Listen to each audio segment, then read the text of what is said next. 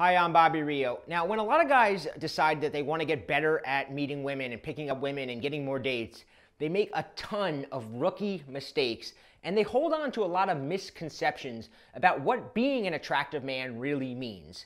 Usually these kinks are painfully worked out over time. But as a shortcut, here's 4 quick fixes to the most common attraction mistakes.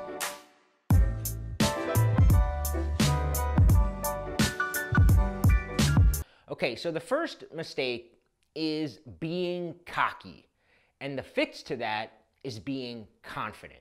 Sure, being cocky can yield limited success with women in certain social situations, right? If you're at a nightclub and you're a complete dick long enough, you might do okay. But the problem with being a complete dick all the time is that nobody can stand being around a complete dick all the time, right? So it's incredibly difficult to be cocky all the time. And the second that you have a moment of vulnerability, women will see right through you, right? And that facade, that cocky facade that you're trying to project will be shattered. Instead, you want to be confident. What's the difference between being confident and being cocky? When you're cocky, you have to constantly remind people that you're cool. When you're confident, everybody kind of knows that you're cool. Confidence is an unbreakable, right? It's integrated. It's part of your character. Unlike cockiness, it isn't a false wall that you're putting up between you and the world, right?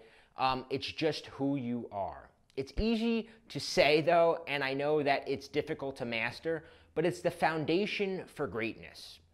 Next, so the mistake is bragging, and the fix is being interesting.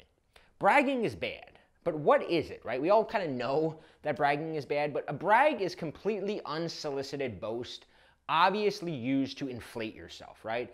It's really difficult to not brag because we know that we're kind of under pressure to get a girl interested in us as quickly as possible, and we have all these things in our mind that we think will get them, right? And being interesting to women is what will get them obsessed with you, right? Our interesting, positive qualities are what makes us unique. Unique is rare, and rare is valuable, and women crave valuable.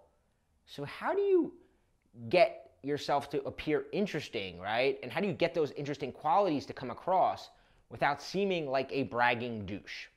The key is to not come right out with it, right? Women need to feel like they're uncovering this really interesting tidbit about you, like they're peeling back an onion, which you were too modest to give up too easily, right? I'll give you an example. A few weeks ago, a friend of mine got his first IMBD credit, right? It's a site for actors and producers and directors. And all my friends were telling him, dude, that will get you instantly laid. It won't, but that's what they were telling him, right? So at the next party he goes to, he almost instantly busts out his phone, and the first girl he approaches, he's like, hey, check this out. I got an IMDb credit this week, amazing, blah, blah, blah. Not only did he get the dreaded look of apathy, he ran out of steam after that opener and really had nowhere to go.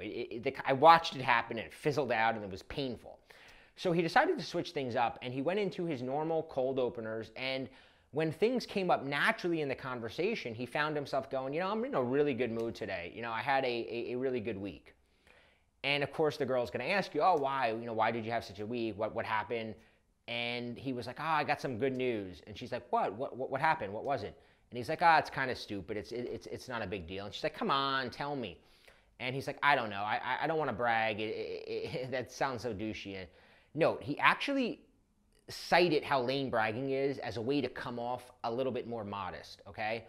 And sometimes you can do that. You don't want to overdo it, but you can do that. Eventually, he revealed his IMD credit, but not before building up a little anticipation and making it seem like she was, you know, twisting his arm to get it out of him. Now, you might be saying, great, but I don't have an IMDb credit, I'm not an actor, blah, blah, blah. Well, you should have at least one interesting hobby or passion. Every guy should, right? Whether you write, you paint, you travel, you play music, whatever it is, have some interesting things to reveal about yourself. By the way, if you're not sure how to sound interesting or how to sound charismatic in a conversation, then I highly suggest grabbing a copy of my Charismatic Conversation Secrets book. It's got 10 years of my favorite techniques, my favorite word-for-word lines, and essentially everything you need to keep things fun and flirtatious and playful. You can grab a copy at the link below for under $10. Okay, mistake. Looking like you're trying too hard. The fix is looking naturally good. Why is it bad if girls think you're trying really hard to sleep with them? Think about it. The female rationale looks something like this. If he's trying really hard, that must be because other girls don't want to sleep with him, right? Or he wouldn't have to try this hard. There must be something wrong with him. That's why trying hard is bad. What's the fastest way that you'll be pegged as trying too hard before you even meet a girl, before you even open up your mouth? It's your wardrobe, right? Now, not that you should say to yourself, walk into a bar in like a sleeveless shirt and you don't want to be wearing flip-flops and look like you just rolled out of bed. But you don't, you don't want to look like shit. I agree, right? So how do you walk the line, though, between looking trashy and looking like you're trying too hard, which a lot of guys do when they go out? It's simple. Kill your going out clothes. You know what I'm talking about. We all had them, right? It's that shirt and those shoes that you only wear when you go out to the bars or the clubs. That's your, get laid outfit. Girls know it, right? And it needs to die. Yes, you always want to dress for your surroundings, but as a general rule of thumb, if you can't wear it with a suit jacket or as casually as you would a t-shirt, it's not your friend. Look good, dress up, peacock a bit, but make your appearance look natural at the bar or when you're out on a date with a girl. And for the love of God, dress your age if you're an older guy. The next mistake is never establishing attraction, and the fix is sexualizing the conversation. So what you're about to hear is arguably the best piece of advice for instantly revolutionizing your attraction ability. Ready? Let girls know that you're sexually interested in them. This doesn't mean, you start opening with, hey, I want to have sex with you, or hey, you have really great breasts. Like, you don't have to overdo it. You don't have to do it right away. But think of it like a fruit, right? You want to pick it when it's ripe and before it starts to rot, and attraction will rot, right?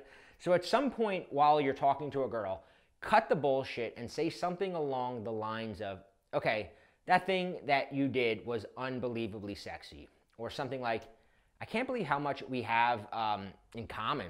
That means that we would probably have amazing sex, but then we'd fight all the time afterwards. And it's our gut instinct to not do this because we think we'll freak a girl out if our true intentions are revealed.